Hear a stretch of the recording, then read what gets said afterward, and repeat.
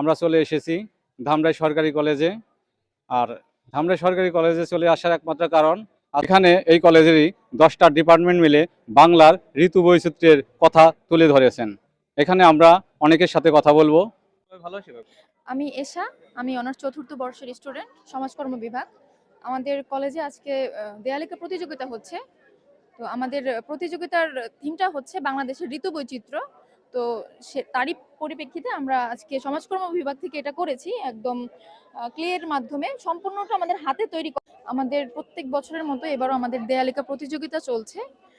যে আমাদের এবারের দেয়ালিকা প্রতিযোগিতার থিম হচ্ছে বাংলাদেশের ঋতু বৈচিত্র্য। এরই পরিপ্রেক্ষিতে আমরা আমাদের দেয়ালিকাটা তৈরি করেছি এবং এটা আমরা চেষ্টা করেছি আমাদের দেয়ালিকাটাকে একদম জীবন্ত ক্যানভাসে তৈরি করার। এই পরিপ্রেক্ষিতে আমরা সেটা করেছি, যেমন আমরা আমাদের সমাজকর্ম ডিপার্টমেন্টের যে নামটা, সেটা আমরা বিভিন্ন শস্যদানা দিয়ে প্রতিফলিত করেছি। এটা এক একটি মানে ঋতুকে আপনার প্রতিফলিত করছে। এবং আমরা যে আমাদের বর্ডারটা দিয়েছি সেটা হচ্ছে পাটের দড়ি এবং ধানের খড় দিয়ে তৈরি করেছি, যেটা গ্রামীণ একটা ঐতিহ্যকে আর কি সৌন্দর্য। জি জি জি জি এবং প্রত্যেকটা কি বলে সিজনকে আমরা হচ্ছে তার নিজস্ব বৈশিষ্ট্য দিয়ে তুলে ধরার চেষ্টা করেছি। আপনাদের এই সৌন্দর্য কিন্তু খুবই সুন্দর প্রতিফলিত হয়েছে। Thank you so much. এই সবটা আমরা আমাদের নিজের হাতে তৈরি করেছি, সম্পূর্ণটাতে ক্লে দিয়ে তৈরি করেছি। জি। আর এগুলো কি দিয়ে বানাইছেন?